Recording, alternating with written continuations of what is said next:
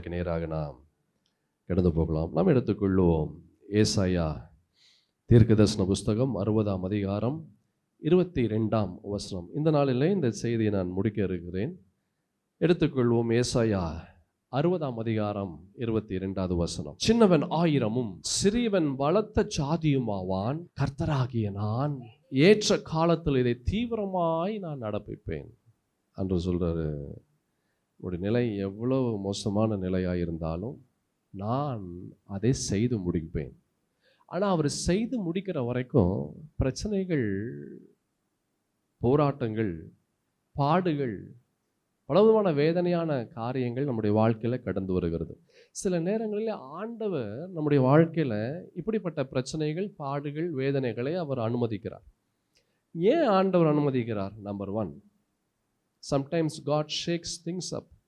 சில நேரத்தில் ஆண்டவர் நம்முடைய வாழ்க்கையில் பிரச்சனைகளையும், பாடுகளையும், போராட்டங்களையும் அனுமதிக்கிறார். ஏன்? நம்பர் 1. 2, இன்ஸ்பெக்டஸ், நம்மை சோதிக்கும்படியாக. 2வது, ஏன் அனுமதிக்கிறார்? டு கரெக்டஸ், நம்மை சரி செய்ய. இஸ்ரவேல் தேசத்தில் அந்த ஜனங்கள் 2500 வருடத்திற்கு முன்பு அந்த ஜனங்கள் பலவிதமான விக்கிரக ஆராதனையில் அவர்கள் ஈடுபட்டார்கள். கர்த்தருக்கு கோபத்தை அவர்கள் கொண்டு வந்தார்கள். ஆண்டவர் என்ன செய்தார்னா, பாபிலோன் தேசத்தின் ராஜாவை அனுப்பி அந்த ஜனங்களை சிறைப்பிடிக்கும்படியாக செய்தார்கள். 70 வருஷம் வேறு தேசத்தில் அவர்கள் அடிமைகளாக இஸ்ரவேல் ஜனங்கள் அவர்கள் இருந்தார்கள். 70 வருஷத்துக்கு பிற்பாடு அவர்கள் திரும்ப தன்னுடைய தேசத்திற்கு வரும்போது தேவர் டோட்டலி சேஞ்ச்ட். ரொம்ப வித்தியாசமான நபர்களாக, வித்தியாசமான மனிதர்களாக அவர்கள் கடந்து வந்தார்கள். எண்ணங்கள் வித்தியாசப்பட்டது, யோசனைகள், புத்தி, சுவாபங்கள் எல்லாமே வித்தியாசப்பட்டது. எப்போ?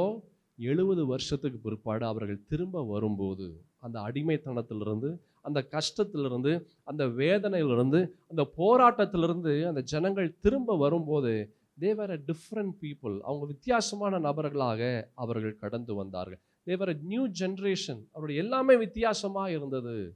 அல்லேலூயா. சில நேரத்தில் பிரச்சனைகள், பாடுகள் மூலமாக ஆண்டவர் நம்மை சரி செய்கிறார். அல்லேலூயா. எபிரேயருக்கு எழுதின நிருபம் 12ஆம் அதிகாரம் 8ஆம் வசனத்திலிருந்து 11ஆம் வசனமுடைய நாம் பார்க்கலாம். பரிசுத்த வேதத்தில், எல்லாருக்கும் கிடைக்கும் சிக்ஷை உங்களுக்கு கிடையாதிருந்தால் நீங்கள் புத்திரராயிராமல் வேசி பிள்ளைகளாய் இருப்பீர்களே. அன்றியும் நம்முடைய சரீரத்தின் தகப்பன்மார்கள் நம்மை சிட்சிக்கும் போது அவர்களுக்கு நாம் அஞ்சி நடந்திருக்க நாம் பிழைக்கத்தக்கதாக ஆவிகளின் பிதாவுக்கு வெகு அதிகமாய் அடங்கி நடக்க வேண்டும் அல்லவா?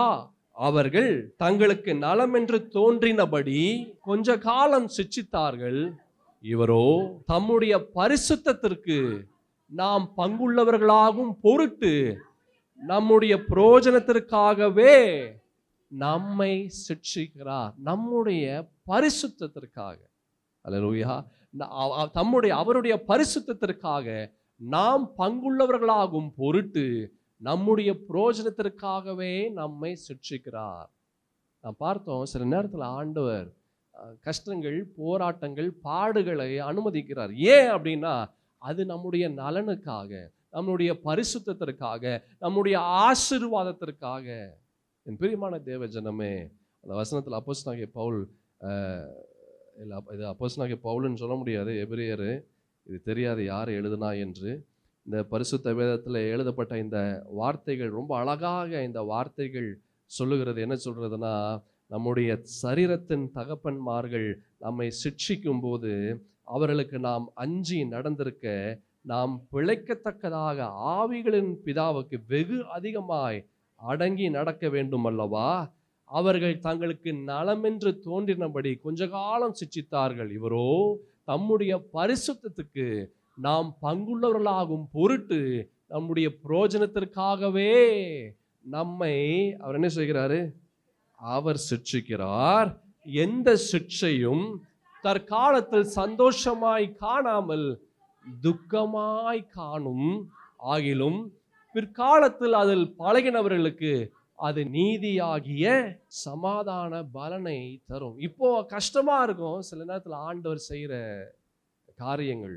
இந்த பிரச்சனைகள் நமக்கு ரொம்ப வேதனையாக இருக்கு. ஐயோ என்னால் பண்ண முடியல, ஐயோ என்னால் செய்ய முடியல, ஐயோ எனக்கு ரொம்ப கஷ்டமா இருக்கு, எனக்கு ரொம்ப வேதனையாக இருக்கு, இதிலிருந்து என்னால் வெளியே வரவே முடியலையே, ஏன் ஆண்டவர் இப்படி செய்கிறாரு, ஏன் ஆண்டவர் என்னை இவ்வளவு கஷ்டப்படுத்துறாரு? அல்லேலூயா. ஆண்டவர் நம்மை சரி செய்யும் போது அது என்றைக்குமே அது சந்தோஷமாக இருக்காது. அது கஷ்டமாக தான் இருக்கும், அது வேதனையாக தான் இருக்கும், அது அழுகையாக தான் இருக்கும், அது போராட்டமாக தான் இருக்கும். ஆனால் அதனுடைய முடிவு அது ரொம்ப ஆசீர்வாதமாக இருக்கும். அல்லேலூயா. சில நேரத்தில் ஆண்டவர் அனுமதிக்கிறார் கஷ்டங்கள், பாடுகள், வேதனைகள், போராட்டங்கள். ஏன்? நம்மை சரி செய்ய. பிரச்சனைகள், பாடுகள், போராட்டங்கள் வரும்போது யோசிங்க, இன்னும் ஆண்டவரே நான் எதில் நான் சரியாக வரணும்? கேளுங்க, ஆண்டவர் இடத்துல கேளுங்க, ஆண்டவரே அப்பா நான் என்ன சரி செய்யணும்? ஆண்டவர் எனக்கு சொல்லுங்க, எனக்கு தெரியல, என்னுடைய புத்தி எனக்கு சொல்ல மாட்டேங்குது, என்னுடைய ஞானம் எனக்கு காண்பிக்க மாட்டேங்குது, எனக்கு ஒன்றுமே புரியல, நான் என்ன செய்யணும்னு எனக்கு ஒன்றுமே புரியல, என் பார்வைக்கு எல்லாமே கரெக்டாக தான் தெரியுது, ஆண்டவரே உம்முடைய பார்வையில் எப்படி இருக்குன்றது என்னால் பார்க்க முடியல, என்னோடு நீங்கள் பேசுங்கப்பா, நான் என்ன சரி செய்ய வேண்டும் என்று சொல்லுங்க என்று கேளுங்க. சங்கீதம் 119 சங்கீதம் 67வது வசனத்தில் பார்க்கிறோம், அழகான ஒரு வார்த்தையை பார்க்கிறோம், பரிசுத்த வேதத்திலே வாசிக்கலாம். நான் உபத்திரவப்படுவதற்கு முன் நான் வழி தப்பி நடந்தேன். நான் உபத்திரவப்படுவதற்கு முன் எப்படி இருந்தேன்? நான் வழி தப்பி நடந்தேன். இப்பொழுதோ உம்முடைய வார்த்தையை காத்து நான் நடக்கிறேன். உபத்திரவங்கள் என்னை நல் பாதையிலே கொண்டு வந்தது. உபத்திரவங்கள் என்னை இயேசுவுக்கு நேராக என்னை கொண்டு வந்தது. உபத்திரவங்கள் நான் எப்படி வாழணும் என்று ஆண்டவர் நினைக்கிறாரோ அதன்படி வாழும்படியாக என்னை இந்த உபத்திரவங்கள் செய்தது. அல்லேலூயா. ரொம்ப அழகான ஒரு வார்த்தை. நான் உபத்திரவப்படுவதற்கு முன் எப்படி இருந்தேன்? வழி தப்பி நடந்தேன். என்னுடைய பிரச்சனை, என்னுடைய பாடுகள் என்னை சரியான பாதைக்குள்ளாய் கொண்டு வந்தது. God shakes things up.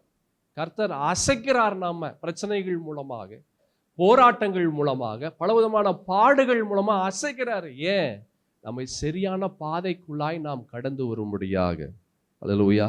அதே நீங்க 119 அதே சங்கீதத்தில் 71 75 வசனங்களை பாருங்களேன். நான் உபத்திரவப்பட்டது எனக்கு நல்லது. அவர் சொல்றாரு பாருங்க, நான் உபத்திரவப்பட்டது நல்லது. இந்த ஒரு ஆட்டிடியூட், இந்த ஒரு எண்ணம் ஒரு கிறிஸ்தனுடைய எண்ணமாக இருந்ததுன்னா அந்த கிறிஸ்தனுடைய வாழ்க்கையில அநேக நன்மைகளை பெற்றுக்கொள்ள முடியும், அநேக ஆசீர்வாதங்களை சுதந்திரிக்க முடியும். அவர் சொல்றாரு, நான் உபத்திரவப்பட்டது எனக்கு நல்லது. நல்லது ஆண்டவரே, இந்த கஷ்டம் வந்ததுனால நல்லதப்பா. ஏன் தெரியுமா? நான் இன்னும் அதிகமாய் ஆண்டவரிடத்துல நான் நெருங்கும்படியாக செய்தது. இந்த வேதனைகள், இந்த பாடுகள், இந்த போராட்டங்கள், இந்த பற்றாக்குறை வந்தது நல்லது. அப்போதான் என்ன நான் சரி செய்ய முடிந்தது.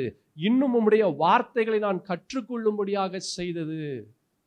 அல்லேலூயா.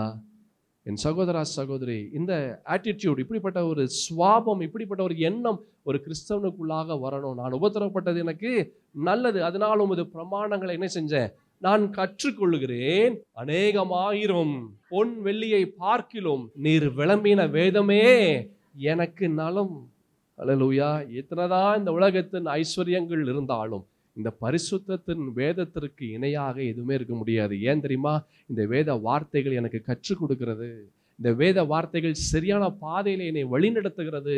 இந்த வேத வார்த்தைகள் என் வாழ்க்கையில அநேக காரியங்களை நான் தெரிந்து கொள்ளும்படியாக, புரிந்து கொள்ளும்படியாக இந்த வார்த்தைகள் எல்லாம் என்னோடு பேசுது. அல்லேலூயா. என் பிரியமான தேவஜனமே, எந்த ஒரு போராட்டமும், எந்த வேதனையும், எந்த ஒரு கவலையும் கஷ்டமும் நமக்கு சந்தோஷத்தை கொண்டு வராது. அல்லேலூயா. ஆண்டவர் நம்மை சரி செய்யும் போது அது எப்படி இருக்காது? அது சந்தோஷமாக இருக்காது. ஆனால் அதனுடைய முடிவு அது ரொம்ப ஆசீர்வாதமாக இருக்கும். அல்லேலூயா. சைக்கிள் கற்றுக்கும் போது அநேக முறை நம்ம கீழே விழுந்துருவோம். அல்லேலூயா. பைக்கு கற்றுக்கும் போது நம்ம கீழே விழுந்துருக்கோம். ஒரு சின்ன ஒரு குழந்தை அது தவழ்ந்து அது எந்திரிச்சு பிடித்து கொண்டு செவுத்தை பிடிச்சிட்டு, சோஃபாவை பிடிச்சி, டேபிளை பிடிச்சிட்டு, இல்லை யார் இருக்கிறாங்களோ அவங்களுடைய கையை பிடிச்சிட்டு நடக்கும்போது அநேக முறை அது கீழே விழும். கீழே விழுந்து அது கத்தும், அழும். அல்லேலூயா. கத்தும், அது ஆளும். நம்ம சைக்கிள் ஓட்டும் போது கீழே விழுவோம், பைக் ஓட்டும் போது கீழே விழுறோம். ஏன்? சமைக்கும் போது எத்தனை முறை சூடு வாங்கியிருக்கிறோம். அது சமைக்கிறவங்களுக்கு அது தெரியும், சமைக்காதவங்களுக்கு அது தெரியாது. சமைக்கிறவர்கள் நிறைய சூடு வாங்கியிருப்பாங்க. குக்கரில் நிறைய பேர் குக்கரனுடைய ஆவி பயமுறுத்தி இருக்கும் நிறைய பேரை. அல்லேலூயா. ஒரு சமயம் கொஞ்சம் வருடத்திற்கு முன்பதாக இந்த குக்கரில் நான் ஒரு காரியத்தை நான் பார்த்தேன். என்ன பார்த்தேன்னா, குக்கர் இப்போ இல்லை, ஒரு 30 வருஷத்துக்கு முன்பாக இந்த குக்கர் வந்துட்டே இருக்கு. அந்த மேலே அந்த விசில் அது மேலே சர்ன்னு மேலே வந்துட்டு, அப்போது என்ன பண்ணிட்டாங்க, அந்த விசிலில் அமுத்திட்டாங்க. கையை வச்சுட்டு அமுத்திட்டு ஒரு பாயிண்ட்டுக்கு அப்புறம் என்ன ஆயிருக்குன்னு நினைக்கிறீங்க? சொல்லுங்கள், என்னங்க ஆயிருக்கும்? வெடிச்சிருக்கும். ஒரு பாம்பு வெடிச்ச சத்தம் வந்துச்சு. ஆமென். பாம்பு வெடிச்ச சத்தம், அந்த மூடியெல்லாம் பறந்து பெரிய ஒரு ஒரு விபத்து. அது என்ன செய்து? நமக்கு ஒரு பாடத்தை கற்றுக் கொடுக்குது. என்ன பாடத்தை கற்றுக் கொடுக்குது? சொல்லுங்க, என்ன பாடத்தை கற்றுக் கொடுக்குது? இன்னொரு தடவை அப்படிப்பட்ட காரியத்தை நாம் செய்யக்கூடாது என்று கற்றுக் கொடுக்கிறது. எல்லாமே வாழ்க்கையில் எல்லாமே, எல்லா கரெக்ஷனும் நமக்கு ஆரம்பத்தில் அது எப்படி இருக்காது? அது நன்மையாக இருக்காது, அது சந்தோஷத்தை கொடுக்காது, அது சமாதானத்தை கொடுக்காது. அது வருத்தத்தை தான் கொடுக்கும், பயத்தை தான் கொடுக்கும், வேதனையை தான் கொடுக்கும். ஆனால் அதனுடைய முடிவு அது ஆசீர்வாதமாக இருக்கும். அல்லேலூயா. ஆமென். நம்ம நடக்கும்போது, நம்ம சைக்கிள் ஓட்டும் போது, பைக் ஓட்டும் போது நம்ம கீழே விழுறோம். யாரோ நமக்கு கூட இருந்து அவர்கள் கற்றுக் கொடுக்கிறார்கள். அல்லேலூயா. கற்றுக் கொடுக்காம ஒரு காரியத்தை நம்ம கற்றுக்கொள்ள முடியாது. ஒரு காரியத்தை நம்ம கற்றுக்கொள்ளணும் அப்படின்னா யாராவது ஒருத்தர் கற்றுக்கொள்ளணும். நம்ம நல்லா இப்போ பைபிள் வாசிக்கிறோம் அப்படின்னா சின்ன வயசில் யாராவது நம்மளுக்கு ஆ ஆ இ ஈ நம்மளுக்கு சொல்லி கொடுத்துருக்கணும். அல்லேலூயா. அதுக்கு நிறைய அடி வாங்கியிருப்போம், பல அடிகள் நம்ம வாங்கியிருப்போம். இப்போ நல்லா வாசிக்கிறோம். ஆனால் ஆரம்பம் எப்படி இருந்தது? கஷ்டமாக இருந்தது, வேதனையாக இருந்தது. ஆனால் அதனுடைய முடிவு எப்படி இருந்தது? ஆசீர்வாதமாக இருந்தது. என் பிரியமான தேவ ஜனமே, correction will always make you a better person. சரி செய்தல் என்றைக்குமே சிறந்த மனிதனாக உங்களை கொண்டு நிறுத்தும். சில நேரத்தில் ஆண்டவர் அனுமதிக்கிறார். என்ன அனுமதிக்கிறார்? பிரச்சனைகளை அனுமதிக்கிறார், கஷ்டங்களை அனுமதிக்கிறார், பாடுகளை அனுமதிக்கிறார். ஏன்? நீங்கள் சரியான நபராய் மாறணும் என்பதற்காக. அதே சங்கீதத்தில் 94ஆம் சங்கீதம் 13 வசனங்களை பாருங்களேன். சிட்சித்து உம்முடைய வேதத்தை கொண்டு போதிக்கிற மனுஷன் பாக்கியவான். சிட்சித்து, கடிந்து கொண்டு, அல்லேலூயா, உங்களுடைய வேதத்தை கொண்டு போதிக்கிற மனுஷன் பாக்கியவான். கடிந்து கொள்ளுதலை ஏற்றுக்கொள்ளும் போது அது நமக்கு ஆசீர்வாதமாக இருக்கு. ஏன்? அது நம்ம சரி செய்யும். நம்ம என்ன செய்யும்? அது சரி செய்யும். நம்முடைய வாழ்க்கையின் பாதையை அது மாற்றும். ஆண்டவர் அனுமதிக்கிறார். ஏன்? நம்முடைய வாழ்க்கை ஆசீர்வாதமாக இருக்கணும்னு சொல்லி கர்த்தர் இப்படிப்பட்ட போராட்டங்களை, பாடுகளை அனுமதிக்கிறார் ஒரு மனிதனுடைய வாழ்க்கையில். தீவிரமாய் நான் உனக்கு நடப்பிப்பேன் ஆண்டவர் சொல்றார். தீவிரமாய் உன்னுடைய சூழலை மாற்றுவேன் என்று ஆண்டவர் சொல்றார். அந்த தீவிரம் வர வரைக்கும் பிரச்சனைகள் வருது, அது தீவிரமாய் வருது. அல்லேலூயா. அந்த தீவிரமான ஆசீர்வாதம் வர வரைக்கும் தீவிரமான பிரச்சனைகள் வருது. ஏன் வருது? நம்பர் 1 நம்மை சோதிக்க, நம்பர் 2 நம்மை சரி செய்ய. அல்லேலூயா. 1 கொரிந்தியரின் புஸ்தகத்தில் அப்போஸ்தலனாகிய பவுல் ஒரு அழகான ஒரு காரியத்தை சொல்லியிருப்பார். 11ஆம் அதிகாரம் 32வது வசனத்தை நீங்கள் பார்த்தீங்கன்னா ஒரு அழகான ஒரு விஷயத்தை சொல்லியிருப்பார். நாம் நியாயம் தீர்க்கப்படும் போது உலகத்தோடே ஆக்கினைக்குள்ளாக தீர்க்கப்படாதபடிக்கு கர்த்தராலே சிட்சிக்கப்படுகிறோம். இந்த நிமிஷம், இந்த நாளில் நம்மளுடைய வாழ்க்கையில் போராட்டங்கள், பாடுகள் இருக்குதுன்னா அது நல்லது. ஏன் தெரியுமா நல்லது? பிற்பாடு வரக்கூடிய காலங்களில் நம்ம ஆக்கினைக்குள்ளாக போகாமல் இருப்போம். அல்லேலூயா. பிற்பாடு நம்ம என்ன செய்ய மாட்டோம்? நம்ம எரிகிற அக்னி சூளையில போகாமல் இருப்போம். ஏன்? இந்த பிரச்சனைகள், பாடுகள் ஆண்டவருக்கு நேராக நம்மை கொண்டு நிறுத்துது. அல்லேலூயா. யாக்கோபின் புஸ்தகத்தில் கூட ஒரு வசனத்தை பார்க்கலாம். 5ஆம் அதிகாரம் 11ஆம் வசனத்துல பாருங்களேன். இதோ பொறுமையாய் இருக்கிறவர்களை பாக்கியவான்கள் என்கிறோமே, யோபின் பொறுமையை குறித்து கேள்விப்பட்டிருக்கிறீர்கள், கர்த்தருடைய செயலின் முடிவையும் கண்டிருக்கிறீர்கள். கர்த்தர் மிகுந்த உருக்கமும் இரக்கமும் உள்ளவராய் இருக்கிறாரே. கர்த்தருடைய செயலின் முடிவை என்ன செஞ்சிருக்கிறோம்? சொல்லுங்க. கர்த்தருடைய செயலின் முடிவை நம்ம எல்லாரும் கண்டு இருக்கிறோம். எதான் சொன்ன, ஆரம்பம் கஷ்டமா இருக்கும், ஆனா முடிவு ரொம்ப ஆசீர்வாதமாக இருக்கும். அல்லேலூயா. ஆரம்பம் வலிகள் இருக்கு, வேதனைகள் இருக்கு, பாடுகள் இருக்கு, போராட்டங்கள் இருக்கு. ஆனா அந்த பாடுகள், போராட்டங்கள், வலிகள், வேதனைகள் நம்மை சரியான நபராக அது மாற்றம் செய்கிறது. இந்த வசனத்தை ரொம்ப அழகான ஒரு வசனத்தை யாக்கோபு அவர் சொல்றாரு, கர்த்தருடைய செயலின் முடிவை என்ன செஞ்சிருக்கிறீங்க, கண்டு இருக்கிறீர்களே. யோபனுடைய வாழ்க்கையில அவன் எதை இழந்தானோ அதை விட பெருத்த ஆசீர்வாதத்தை அவன் சுதந்திரித்தான். அல்லேலூயா. கர்த்தர் எதுவுமே அவர் தவறுதலாக செய்கிற தேவன் அல்ல. எது செய்தாலுமே அதற்குள்ளாக ஒரு நன்மை இருக்கும், அதற்குள்ளாக ஒரு ஆசீர்வாதம் இருக்கும். எது செய்தாலுமே அதற்கு ஒரு நோக்கம் இருக்கு. அல்லேலூயா. உங்க வாழ்க்கையில இப்ப இருக்கிற இந்த சூழல், அதற்கு ஒரு நோக்கம் இருக்கு. அந்த நோக்கம் உங்களை சரி செய்யும்படியாக அது கடந்து வருகிறது. Correction is a part of God's family. அல்லேலூயா. கர்த்தருடைய குடும்பத்துல இருக்கக்கூடிய மிக முக்கியமான ஒன்று இந்த கரெக்ஷன். அல்லேலூயா. ஒவ்வொரு முறையும் பிரச்சனைகள் மூலமாக, பாடுகள் மூலமாக நாம் போகும்போது அது ரொம்ப நம்மளுக்கு கஷ்டமா இருக்கு, நம்மளுக்கு ரொம்ப வேதனையா இருக்கு. ஐயோ, ஆண்டவர் என்னங்க செய்யறாரு, ஏன் இப்படி காரியங்களை என்னுடைய வாழ்க்கையில அனுமதிக்கிறாரு, ஏன் எனக்கு இவ்வளவு போராட்டம், ஏன் எனக்கு இவ்வளவு பாடு. கெஸ் வாட், கேளுங்க, ஆண்டவர் என்ன செய்யறாரு தெரியுமா? எல்லா அந்த பிரச்சனைகள், பாடுகள் மூலமாக எதெல்லாம் உங்களுடைய வாழ்க்கையிலிருந்து எடுக்கணுமோ அதையெல்லாம் அவர் எடுத்துக்கொண்டு இருக்கிறார். அந்த பிரச்சனைகள், பாடுகள் மூலமாக எதெல்லாம் உங்களுக்குள்ளாக வர வேண்டுமோ அதையெல்லாம் உங்களுக்குள்ளாக வரும்படியாக ஆண்டவர் செய்கிறார். அல்லேலூயா. அதனால தான் we go through a lot of problems. அதனால தான் பலவிதமான பிரச்சனைகள் வழியாக போகிறோம். ஏன்? அது போகும்போது என்ன வெளியே வரணுமோ அது வெளியே வரணும், என்ன உள்ள வரணுமோ அது உள்ள வரும். அல்லேலூயா. இல்லாட்டினா வராது.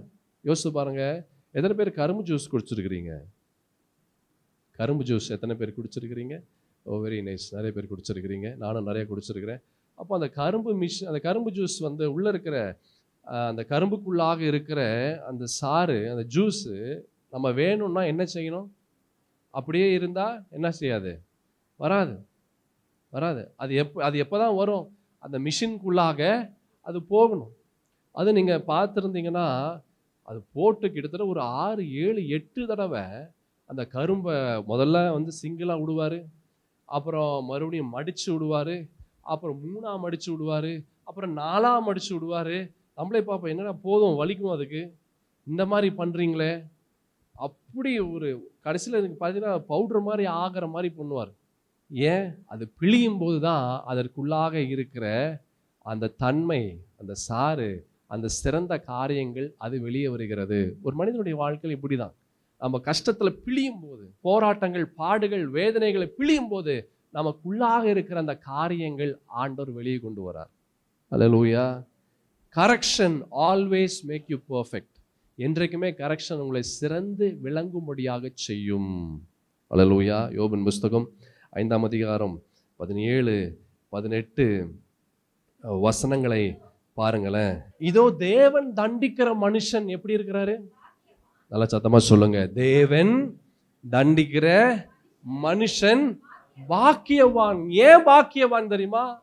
அவன் தண்டிக்கும் போது அந்த தண்டனை அவனுக்குள்ளாக இருக்கிற அநேக காரியங்கள் எதெல்லாம் போகணுமோ அதெல்லாம் போகும்படியாக செய்கிறார். அல்லேலூயா. எதெல்லாம் போகணுமோ அது போகும்படியாக ஆண்டவர் செய்கிறார். தேவன் தண்டிக்கிற மனுஷன் பாக்கியவான். ஏன்? அவன் சிறந்து விளங்கக்கூடிய நபராய் மாறிவிடுவான். அல்லேலூயா. சிறந்து விளங்கக்கூடிய நபராக அவன் மாறிவிடுவான். வாசிங்க அந்த வசனத்தை. இதோ தேவன் தண்டிக்கிற மனுஷன் பாக்கியவான், ஆகையால் சர்வ வல்லவருடைய சிற்றையை அற்பமாக எண்ணாதிரும். சர்வ வல்லவர் எல்ஷடாய், எல்ஷடாய், அதான் சர்வ வல்லமையுள்ள தேவனாகிய கர்த்தருடைய சிற்றை என்ன செய்யாதீங்க, அற்பமாக எண்ணாதீங்க. ஐயோ ஏன் ஆண்டவரே, ஐயோ ஏன் எனக்கு கஷ்டத்தை கொடுக்குறீங்க, ஐயோ ஏன் எனக்கு வேதனையை கொடுக்குறீங்க, ஐயோ என்னால் தாங்க முடியல. சகோதரா சகோதரி, இப்போ கஷ்டமாக தான் இருக்கும், ஆனால் அதோட முடிவு ரொம்ப ஆசீர்வாதமாக இருக்கும். அல்லேலூயா. கர்த்தரால் சிட்சிக்கப்படுகிற மனிதர்கள் எப்படி இருக்கிறாங்க? அவர்கள் பாக்கியவான்கள். They are blessed people. ஆசீர்வதிக்கப்பட்டவன். ஏன் தெரியுமா? அவன் அந்த ஆசீர்வாதத்திற்குள்ளாக அவன் கடந்து போவான், அவன் விடுதலைக்குள்ளாக கடந்து போவான். கர்த்தர் ஏற்படுத்தின அந்த நன்மைகளுக்குள்ளாக அவனால் கடந்து போக முடியும். அல்லேலூயா. ரொம்ப அழகான ஒரு வார்த்தையை இந்த இடத்துல நாம் பார்க்கிறோம். தோ தேவன் தண்டிக்கிற மனுஷன் பாக்கியவான், ஆகையால் சர்வ வல்லவருடைய சிட்சையை நீ என்ன செய்யாது, அற்பமா எண்ணாதிரும். அவர் காயப்படுத்தி காயங்கட்டுகிறார், அவர் அடிக்கிறார், அவருடைய கை ஆற்றுகிறது. அல்லேலூயா. அவர் 5 அடி அடிச்சா 50 ஆசீர்வாதம் கடந்து வரும். அல்லேலூயா. என் சகோதர சகோதரி, வாழ்க்கையில கஷ்டங்கள், பாடுகள், வேதனைகள் உனக்கு என்னென்னலாம் வாழ்க்கையிலேருந்து கொண்டு போனதோ அவர் திரும்ப ஆண்டவர் செய்யும் போது அதை விட 100 மடங்கு நீ ஆசீர்வாதத்தை நீ பெற்றுக்கொள்வாய். அல்லேலூயா. அதுதாங்க ஆண்டவர், அதுதான் ஆண்டவர், அதான் ஆண்டவருடைய இரக்கங்கள், ஆண்டவருடைய தயவு. யோபுக்கு இரட்டத்தனையான ஆசீர்வாதத்தை அவன் பெற்றுக்கொண்டான். எல்லாமே டபுள் போர்ஷன். அல்லேலூயா. கர்த்தர் சிட்சிக்கிற மனிதன் எப்படி இருக்கிறான்? அவன் பாக்கியவானா இருக்கிறான். இதோ தேவன் தண்டிக்கிற மனுஷன் பாக்கியவான், அவர் காயப்படுத்தி காயங்கட்டுகிறார், அவர் அடிக்கிறார், அவருடைய கை என்ன செய்து ஆற்றுகிறது. அல்லேலூயா. என் பிரியமான தேவஜனமே, சோர்ந்து போகாத. உன்னுடைய பிரச்சனைகளை கண்டு சோர்ந்து போகாத. உன்னுடைய பாடுகள், வேதனைகளை கண்டு சோர்ந்து போகாத. மனம் உடைந்து போகாதீங்க. இதற்குரிய ஆசீர்வாதத்தை நீங்கள் பெற்றுக்கொள்வீர்கள். அல்லேலூயா. இப்போ இந்த நிலை எப்படி கஷ்டமா இருக்கு, இந்த நிலை எப்படி வேதனையா இருக்கு, இதே போல இதை விட ஆசீர்வாதத்திற்குள்ளாக நீங்கள் இருக்கும்படியாக கர்த்தர் செய்வார். யோபனுடைய வாழ்க்கையில எல்லாவற்றையும் அவன் இழந்தான். எல்லாவற்றையும் வேதம் சொல்லுகிறது. ரொம்ப அழகான ஒரு வார்த்தையை நம்ம பார்க்கிறோம். 10வது வசனம், 42ஆம் அதிகாரத்தில் 10வது வசனத்தினுடைய கடைசி பகுதியில் நம்ம பாருங்களேன். யோபுக்கு முன் இருந்த எல்லாவற்றை பார்க்கிலும் இரட்டத்தனையாய் கர்த்தர் அவனுக்கு தந்தருளினார். அதுக்கு பிற்பாடு நீங்க பார்த்தீங்கன்னா 15வது வசனம், தேசத்தில் எங்கும் யோபின் குமாரத்திகளைப் போல சௌந்தரியமான பெண்கள் காணப்படவில்லை. இதற்கு பின்பு யோபு 140 வருஷம் உயிரோடு இருந்து 4 தலைமுறையாக தன் பிள்ளைகளையும் தன் பிள்ளைகளுடைய பிள்ளைகளையும் கண்டான். யோபு நெடுநாள் இருந்து பூரண வயதுள்ளவனாய் அவன் மரித்தான். இதெல்லாம் ஆண்டவருடைய ஆசீர்வாதங்கள். இந்த ஆசீர்வாதங்கள்லாம் எப்போ பெற முடியும்னா, அந்த சிக்ஷையை சகிக்கும் போது, பாடுகள் வேதனைகள் வரும்போது அவன் அதை ஏற்றுக்கொண்டு அவன் கர்த்தர் சொல்லுவதை போல செய்யும் போது இப்படிப்பட்ட ஆசீர்வாதத்தை பெற்றுக்கொள்ள முடியும். அல்லேலூயா. சில நேரத்தில் கர்த்தர் அனுமதிக்கிறார் பிரச்சனைகள், போராட்டங்கள், பாடுகள். ஏன்? டு கரெக்ட் அஸ், நம்மை சரி செய்யும்படியாக. அல்லேலூயா. வெளிப்படுத்தின விசேஷத்தில் கூட ஒரு வசனத்தை பார்க்கலாம். 3ஆம் அதிகாரம் 19வது வசனம், நான் நேசிக்கிறவர்கள் எவர்களோ அவர்களை கடிந்து கொண்டு சிட்சிக்கிறேன். நீ ஜாக்கிரதையா இருந்து மனந்திரு. நான் நேசிக்கிறவர்களை என்ன செய்கிறேன்? நான் கடிந்து கொண்டு சிட்சிக்கிறேன். நான் இந்த போராட்டங்கள், பாடுகள் யாருக்கு வருது? ஆண்டவர் நேசிக்கிறவர்களுக்கு ஆண்டவர் கொடுக்கிறார். ஏன்? நம்ம சரி செய்யும்படியாக. அல்லேலூயா. நாம் அதிலிருந்து விடுதலை அடையும்படியாக, இன்னும் தேவனுடைய நன்மைகளை, இன்னும் தேவனுடைய ஆசீர்வாதத்தை பூரணமாய் பெற்றுக்கொள்ளும்படியான ஒரு தருணத்தை இந்த பிரச்சனைகள் நமக்கு கொண்டு வருகிறது. சோர்ந்து போகாத. அல்லேலூயா. எந்த பிரச்சனை உங்களை சோர்வு அடையும்படியாக செய்கிறது, அதே பிரச்சனை உனக்கு ஆசீர்வாதத்தை சுதந்திரிக்கக்கூடிய வழி வாசல்களை ஏற்படுத்தும். அல்லேலூயா. நீதிமொழிகளின் புஸ்தகம் 15ஆம் அதிகாரத்தில் 32வது வசனத்தை பாருங்களேன். புத்திமதியை தள்ளிவிடுகிறவன் தன் ஆத்துமாவை வெறுக்கிறான், கடிந்து கொள்ளுதலை கேட்கிறவனோ ஞானம் அடைவான். புத்திமதியை தள்ளி விடுகிறவன் தன் ஆத்துமாவை என்ன செய்கிறான்? அவன் வெறுக்கிறான். அல்லேலூயா.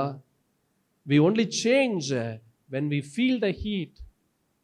அடி ஒரு மனிதனுக்கு அநேக காரியங்களை கற்றுக் கொடுக்கிறது. அல்லேலூயா. பணத்தினுடைய அருமை எப்போ தெரியும் அப்படின்னா, பணம் இல்லாத நிலையா இருக்கிறோம் பார்த்தீங்களா, அப்போதான் பணத்தினுடைய அருமை தெரியும். அல்லேலூயா. சரீரத்தினுடைய காரியங்கள் எப்போ தெரியும்னா, சரீரத்தில் பலன் இல்லாத வியாதியாக இருக்கும்போது அப்போ தான் தெரியும் சரீரத்தினுடைய பலனுடைய அருமை என்ன என்று அப்போ தான் தெரியும். God allows pain and problems. கர்த்தர் வலிகளையும் வேதனைகளையும் பாடுகளையும் அனுமதிக்கிறார் சில நேரத்தில். ஏன்னா நம்மை சரி செய்யும்படியாக. அல்லேலூயா. அது என்ன செய்யுங்க? அது அப்படியே உங்களுக்குள்ளாக கொண்டு வாருங்க. உங்கள் வாழ்க்கை மிக சிறந்து விளங்கும்படியாக செய்வார். அல்லேலூயா. லூக்கா எழுதின சுவிசேஷத்தில் 15ஆம் அதிகாரம் 11ஆம் வசனத்திலிருந்து நம்ம பார்க்கிறோம். 11ஆம் வசனத்திலிருந்து 20ஆம் வசனம் முடிய பாருங்களேன். பின்னும் அவர் சொன்னது, ஒரு மனுஷனுக்கு 2 குமாரர் இருந்தார்கள். அவர்கள் இளையவன் தகப்பனை நோக்கி, தகப்பனே, ஆஸ்தியில் எனக்கு வரும் பங்கை எனக்கு தர வேண்டும் என்றான். அந்தபடி அவன் அவர்களுக்கு தன் ஆஸ்தியை பங்கிட்டு கொடுத்தான். சில நாளைக்கு பின்பு இளைய மகன் எல்லாவற்றையும் சேர்த்து கொண்டு தூர தேசத்திற்கு புறப்பட்டு போய் அங்கே துன்மார்க்கமாய் ஜீவனம் பண்ணி தன் ஆஸ்தியை அழித்து போட்டான். எல்லாவற்றையும் அவன் செலவழித்த பின்பு அந்த தேசத்தில் கொடிய பஞ்சம் உண்டாயிற்று. அப்பொழுது அவன் குறைவுபட தொடங்கி அந்த தேசத்து குடிகளில் ஒருவனிடத்தில் போய் ஒட்டி கொண்டான். அந்த குடியானவன் அவனை தன் வயல்களில் பன்றிகளை மேய்க்கும்படி அனுப்பினான். அப்பொழுது பன்றிகள் தின்கிற தவிட்டினாலே தன் வயிற்றை நிரப்ப ஆசையா இருந்தான். ஒருவனும் அதை அவனுக்கு கொடுக்கவில்லை. அவனுக்கு புத்தி தெளிந்த போது அவன், என் தகப்பனுடைய கூலிக்காரர் எத்தனையோ பேருக்கு பூர்த்தியான சாப்பாடு இருக்கிறது, நானோ பசியினால் சாகிறேன். நான் எழுந்து என் தகப்பனிடத்திற்கு போய், தகப்பனே, பரத்திற்கு விரோதமாய் உமக்கு முன்பாகவும் நான் பாவம் செய்தேன். இனிமேல் உம்முடைய குமாரன் என்று சொல்லப்படுவதற்கு நான் பாத்திரன் அல்ல. உம்முடைய கூலிக்காரர்கள் ஒருவனாக என்னை வைத்துக் கொள்ளும் என்பேன் என்று சொல்லி எழுந்து புறப்பட்டு தன் தகப்பனிடத்திற்கு அவன் வந்தான். எப்படி அவன் மாறினா? எப்படிங்க மாறினா? அடி விழுந்த பிற்பாடு, வேதனைகள் வந்த பிற்பாடு, பலவிதமான குறைபாடுகள் வந்த பிற்பாடு, பலவிதமான உபத்திரவங்கள் வந்த பிற்பாடு, எல்லாம் கைவிட்டு போன ஒரு நிலை வந்த பிற்பாடு அவன் என்ன செய்கிறான்? அவன் மாறுகிறான். அல்லேலூயா. Question number 2. போன வாரம் ஒரு கொஸ்டின் கேட்டேன். ஞாபகம் இருக்கா? ஞாபகம் இல்லையா? இன்றைக்கு நான் 2வது கொஸ்டின். முதல் கொஸ்டின் என்ன கொஸ்டின் கேட்டேன்?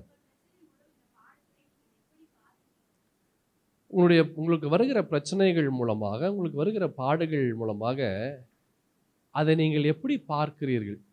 அதுதான் கேள்வி நம்பர் 1. போன வாரம் கேட்டேன். இன்னைக்கு கேள்வி நம்பர் 2. இந்த பிரச்சனைகளால் நான் உங்கள் வாழ்க்கையில் வருகிற பிரச்சனைகள் மூலமாக நீங்கள் எதை கற்றுக்கொள்ள முடியும்? அல்லேலூயா.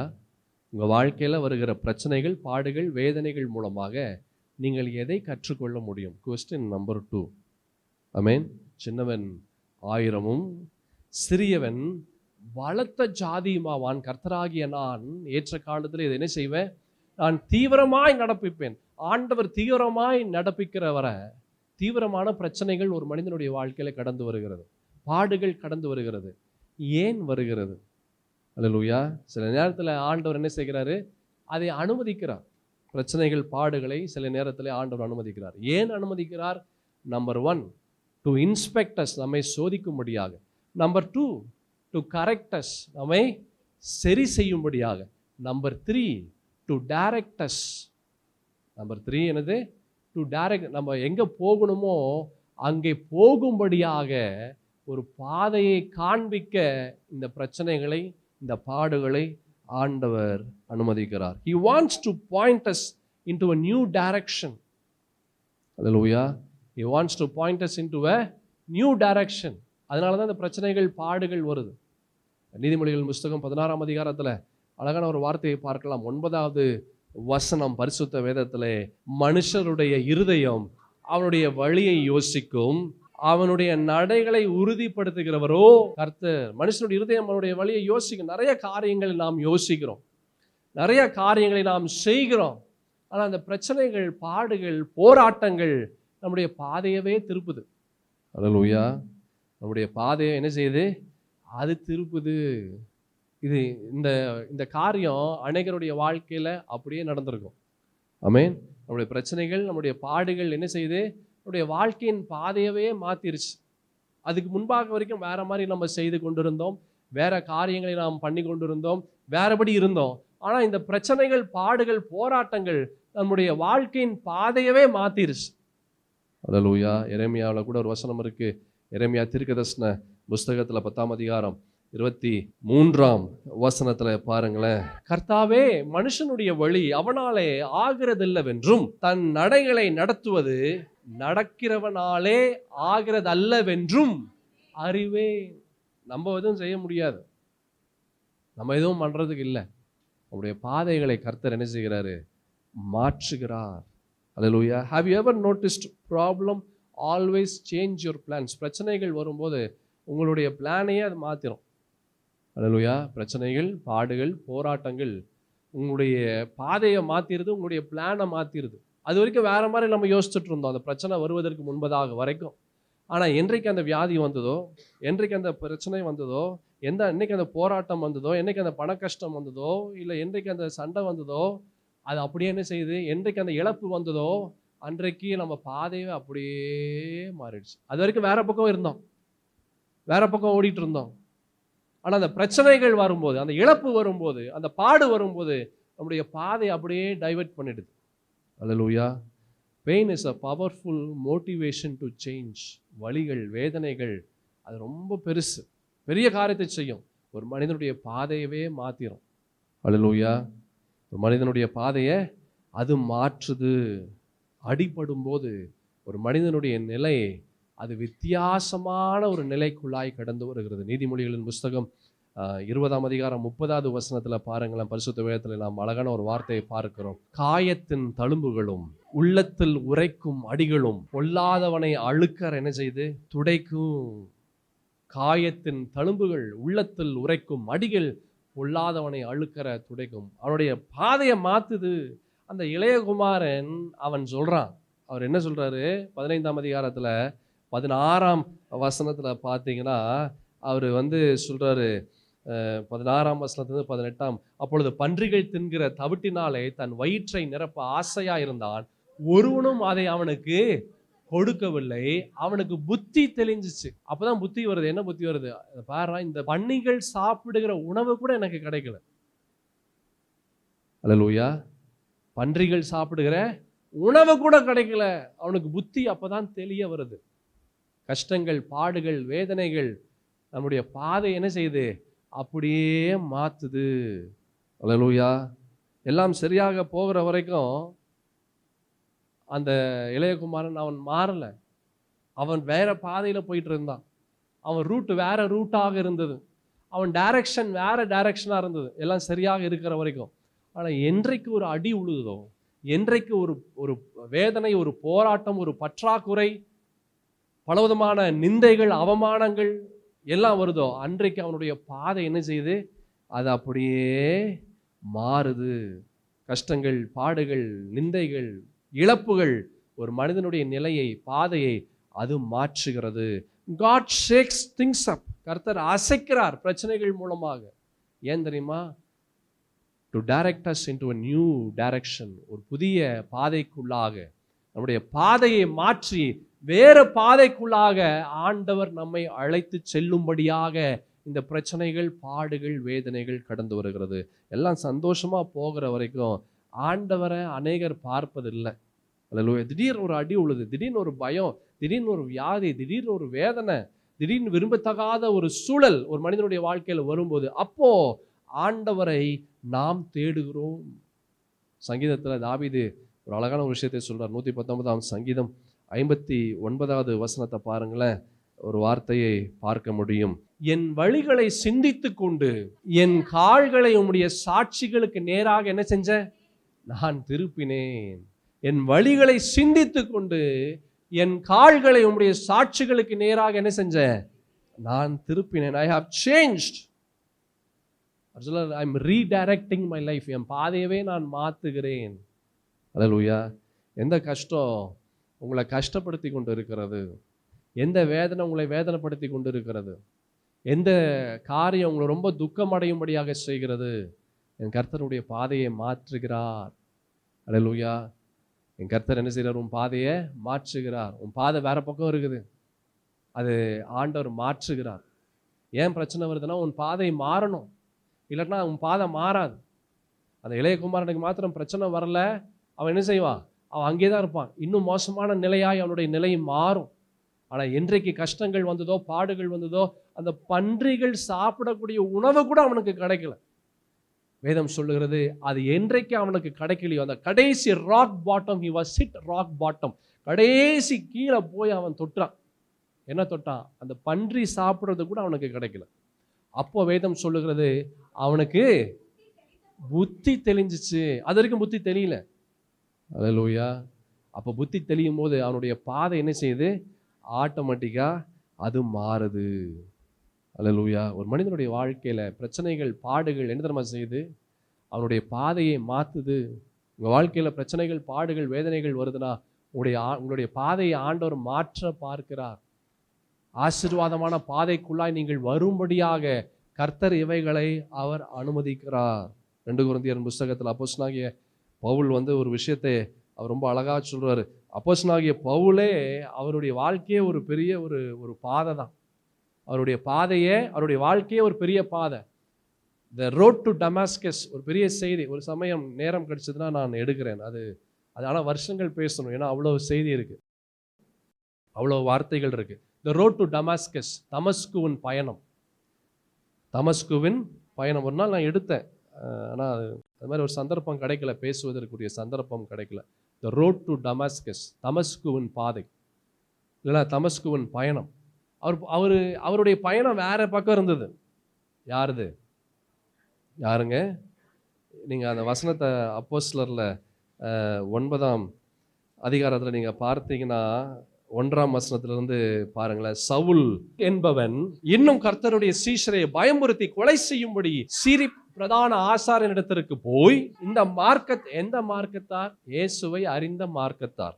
இந்த மார்க்கத்தாராகிய புருஷராகிலும் ஸ்திரீகளை ஆகிலும் தான் கண்டுபிடித்தால் அவர்களை கட்டி எருசலேமுக்கு கொண்டு வரும்படி தமஸ்குவில் உள்ள ஜெப ஆலயங்களுக்கு நிருபங்களை கேட்டு வாங்கினான். அவன் பிரயாணமாய் போய் தமஸ்குவுக்கு சமீபித்த போது, the road to Damascus, தமஸ்குவின் பாதை. அவனுடைய பாதை வேற மாதிரி இருந்தது. யாருது? அப்போஸ்தலனாகிய பவுலினுடைய பாதை வேற மாதிரி இருந்தது. ஆனால் ஆண்டவர் அந்த பாதையில் அவர் கடந்து வந்தார். அல்லேலூயா. ஆனால் ஆண்டவர் அந்த பாதையில் கடந்து வந்து அவனுடைய பாதையை மாற்றினார். எப்படி மாற்றினார் தெரியுமா? ஃபஸ்ட்டு அவனுக்கு கண்ணு பார்க்க முடியல, குருடாயிடுச்சு. அல்லேலூயா. அவனுக்கு கண்ணு என்ன செய்யல? பார்க்க முடியல, குருடாயிடுச்சு. அநேகருடைய வாழ்க்கையில் அநேக விஷயங்களை பார்க்க முடியல. ஆசீர்வாதத்தை பார்க்க முடியல, சரீரத்தில் பலத்தை பார்க்க முடியல, சுகத்தை பார்க்க முடியல, நன்மையான காரியங்களை பார்க்க முடியல. ஏன்? கர்த்தர் உன் பாதையை மாற்ற பார்க்கிறார். அல்லேலூயா. உன்னுடைய பாதை என்ன செய்கிறாரு? He wants to change your direction. He wants to change your direction. ஆனால் ஆரம்பம் கஷ்டமாக இருக்கும், ஆனால் முடிவு ரொம்ப ஆசீர்வாதமாக இருக்கும். அல்லேலூயா. அதான் சொன்னாங்க, கர்த்தர் நம்ம வாழ்க்கையில் செய்கிறது, பிரச்சனைகள் 10 வந்ததுன்னா ஆசீர்வாதங்கள் 100 வரும். பிரச்சனைகள் 5 வந்ததுன்னா ஆசீர்வாதங்கள் 50 வரும். அவர் கொடுக்கறத மேட்ச் பண்ணவே முடியாது. அவ்வளோ இருக்கும். நீ யோசித்து கூட பார்க்க முடியாது. இப்படியெல்லாம் ஆண்டவரால் செய்ய முடியுமா? நீ யோசிப்பதற்கும் மேலாக ஆண்டவரால் செய்ய முடியும். அல்லேலூயா. பாதையை மாற்றுகிறார் பிரச்சனைகள், பாடுகள் மூலமாக. அப்போஸ்தலனாகிய பவுல் வாழ்க்கையில் 2 கொரிந்தியர் புத்தகத்தில் அவர் ஒரு அழகான ஒரு விஷயத்தை சொல்றாரு. 4ஆம் அதிகாரத்தில் 4ஆம் அதிகாரம் 6ஆம் வசனத்திலிருந்து நீங்க பாருங்களேன். இருளிலிருந்து வெளிச்சத்தை பிரகாசிக்க சொன்ன தேவன் இயேசு கிறிஸ்துவின் முகத்தில் உள்ள தமது மகிமையின் அறிவாகிய ஒளியை தோன்ற பண்ணும் பொருட்டாக எங்கள் இருதயங்களிலே பிரகாசித்தார். நம்ம பார்த்தோம் அப்போஸ்தலர்ல, இந்த மார்க்கத்தாரை என்ன செய்யணும்? கட்டி ஜெயிலில் போட்டு அவர்களை துன்புறுத்தக்கூடிய கட்டளையை அவர் வாங்கினார். வாங்கி தமஸ்கு உள்ள ஜெப ஆலயத்தில் அந்த கட்டளையை கொடுக்கறதுக்காக போறார். யாரெல்லாம் இயேசுவை பின்பற்றுகிறார்களோ அவர்களெல்லாம் அடித்து துன்புறுத்தணும், அவர்களை சித்திரவதை செய்யணும், அவர்களை கொல்லணும். ஆனா இப்ப என்ன சொல்றாரு பாருங்க. இப்ப என்ன சொல்றாரு? இருளிலிருந்து வெளிச்சத்தை பிரகாசிக்க சொன்ன தேவன் இயேசு கிறிஸ்துவின் முகத்தில் உள்ள தமது மகிமையின் அறிவாகிய ஒளியை தோன்ற பண்ணும் பொருட்டாக எங்கள் இருதயங்களிலே பிரகாசித்தார். பாதையே மாறிடுச்சு. அல்லேலூயா. முதல்ல போற பாதை அது தமஸ்குவுக்கு அல்ல. கரெக்டா சொல்லுங்க பார்ப்போம். அவன் பாதை எதற்கு நேராக இருந்தது? மரணத்திற்கு நேராக இருந்தது. அல்லேலூயா. ஆனா ஆண்டவர் அந்த பாதையை மாத்தினாரு. எங்க மாத்தினாரு? சொல்லு, எங்க மாத்தினாரு? ஜீவனுக்கு நேராக மாத்தினார். ஆமென். ஆனா அந்த மரணத்திற்கு நேராக இருந்த அவன் மாத்திரம் ஆண்டவர் வராம இருந்திருந்தா இந்த அப்போஸ்தலனாகிய இந்த பவுலினுடைய நிலை என்னவா இருந்திருக்கும்னு நினைக்கிறீங்க? அவனுடைய நிலை மோசமான நிலையாய் மாறி இருக்கும். செத்து அவன் பயங்கரமான ஒரு வேதனையான ஒரு மரணத்துல அவன் மரித்திருப்பான். அதோட முடிஞ்சு போச்சு அவனுடைய வாழ்க்கை. அவனுடைய பாதை எதை நோக்கி போச்சு? மரணத்திற்கு நேராக போச்சு. ஆனா ஆண்டவர் என்ன செஞ்சார்? அந்த பாதையை அவர் மாற்றினார். எதற்கு மாற்றினாரு? ஜீவனுக்கு நேராக மாற்றினார். நம்முடைய வாழ்க்கையில சில நேரத்துல பிரச்சனைகள், போராட்டங்கள், பாடுகள் இது ஏன் வருது தெரியுமா? நம்முடைய பாதையை ஆண்டவர் மாற்றுகிறார். எதற்கு நேராக மாற்றுகிறார் தெரியுமா? ஜீவனுக்கு நேராக, ஆசீர்வாதத்திற்கு நேராக, சமாதானத்திற்கு நேராக, சந்தோஷத்திற்கு நேராக, வெற்றிக்கு நேராக ஆண்டவர் மாற்றுகிறார். அது நமக்கு தெரியல. அது நமக்கு தெரியல. அது வேதனையாக இருக்குது, கஷ்டமா இருக்குது, போராட்டமா இருக்குது. ஐயோ ஏன் எனக்கு இவ்வளவு கஷ்டம்? ஆனா அதனுடைய முடிவு ரொம்ப ஆசீர்வாதம். இந்த அப்போஸ்தலனாகிய பவுலுடைய வாழ்க்கையில இதே இந்த 4ஆம் அதிகாரத்துல பார்த்தோம் பார்த்தீங்களா? அவர் ஒரு அழகான ஒரு விஷயத்தை சொல்லியிருப்பார். 8வது வசனத்தை பாருங்களேன். நாங்கள் எப்பக்கத்திலும் நெருக்கப்பட்டும் ஒடுங்கி போகிறதில்லை, கலக்கம் அடைந்தும் மனமுறிவு அடைகிறதில்லை, துன்பப்படுத்தப்பட்டும் கைவிடப்படுகிறதில்லை, கீழே தள்ளப்பட்டும் மடிந்து போகிறதில்லை, கர்த்தராகிய இயேசுவினுடைய ஜீவனும் எங்கள் சரீரத்திலே விளங்கும்படிக்கு இயேசுவின் மரணத்தை எப்பொழுதும் எங்கள் சரீரத்திலே சுமந்து திரிகிறோம். பாருங்க என்ன ஒரு வார்த்தை அவர் சொல்றாரு. அதுக்கப்புறம் அவர் என்ன சொல்றாரு பாருங்க.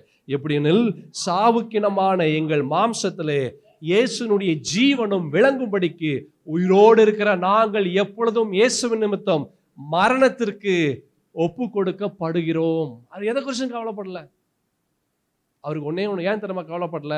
அவருக்கு ஒண்ணு தெரியும். அவர் போகிற பாதை அது ஜீவனுக்கு நேராகி போகிறது. அவர் போகிற பாதை அது விடுதலைக்கு நேராக போகிறது. அவருடைய போகிற பாதை அது சமாதானத்துக்கு நேராக போகிறது. ஆனா பிரச்சனைகள் வருது, பாடுகள் வருது. ஆனா அதனுடைய முடிவு வெற்றின்னு தெரியும். அதனுடைய முடிவு ஆசீர்வாதம் தெரியும். அதனுடைய முடிவு நினைத்து பார்க்க முடியாத ஒரு உயர்வு என்று தெரியும். அதான் கடைசியில் அவர் மரிப்பதற்கு முன்பதாக அவர் சொல்ற ஒரு வார்த்தை.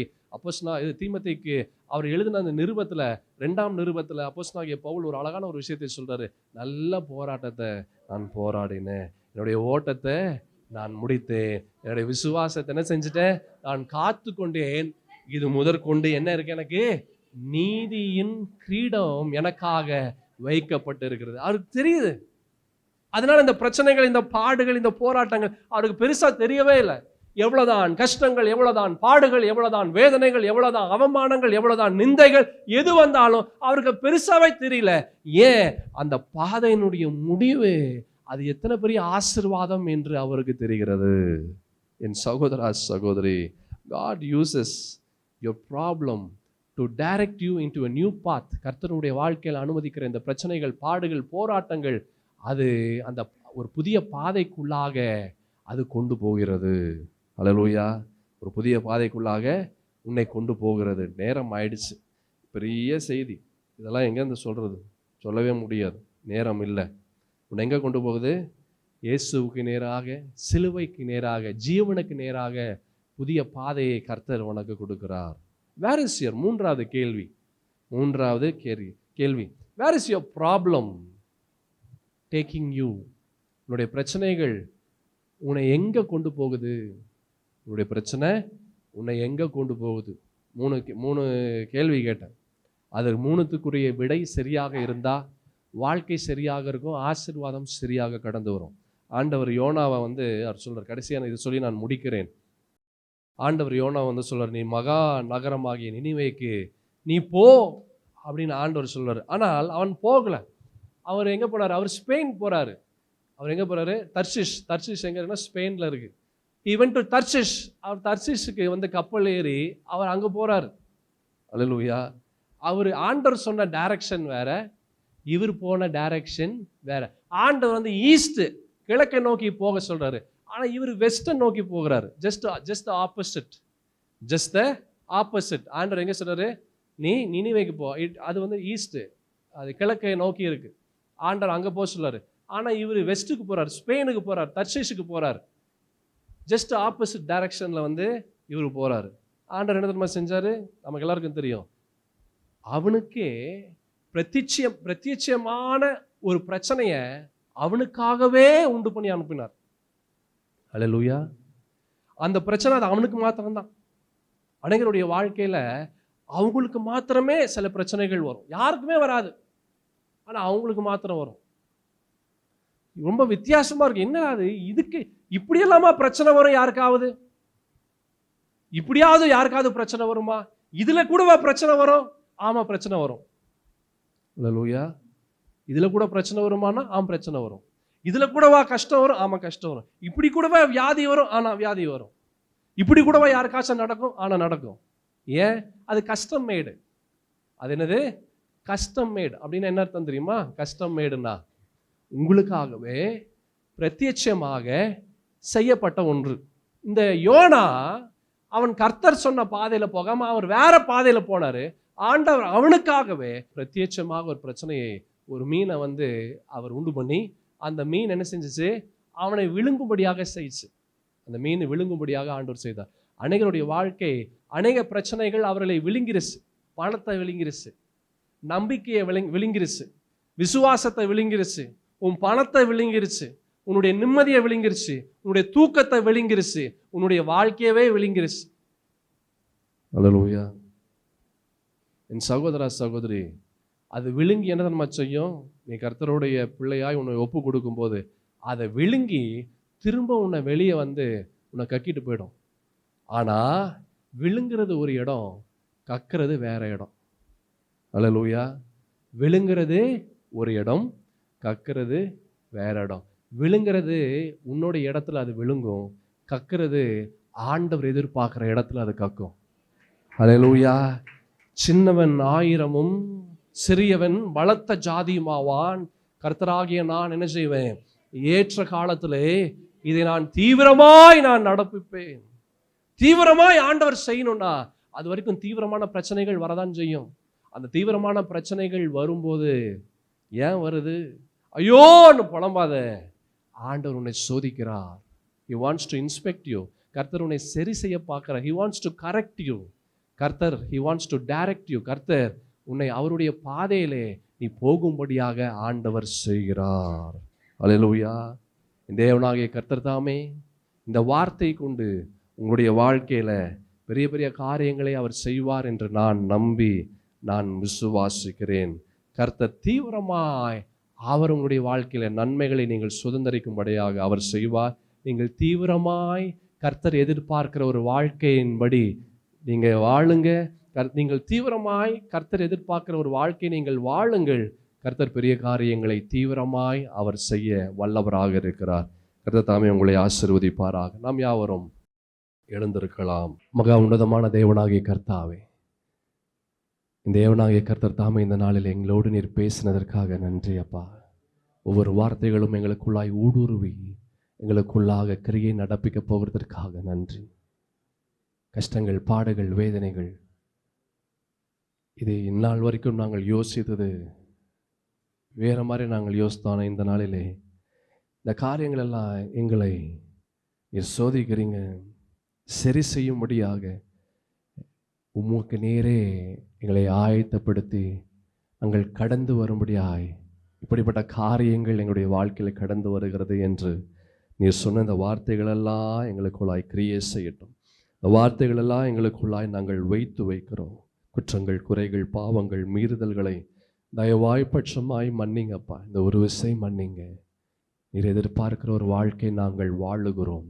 நீரே எங்கள் தேவன், நீரே எங்கள் இயேசு, நீரே எங்கள் ராஜா, நீரே எங்கள் இரட்சகர், நீரே எங்களுக்கு எல்லாமாயிருந்து எங்களை தாங்கி பலப்படுத்தி வழி நடத்துங்க. இந்த மாதத்தின் ஒவ்வொரு நாளும் நீர் எங்களுக்கு துணையாக நின்றீங்க. வரப்போகிற புதிய மாதம், இந்த மாதத்தை விட என் தேவனுடைய ஆசீர்வாதத்தோடு நாங்கள் ஆரம்பித்து வெற்றியோடு ஜெயத்தோடு நாங்கள் கடந்து வர உதவி செய்யுங்க.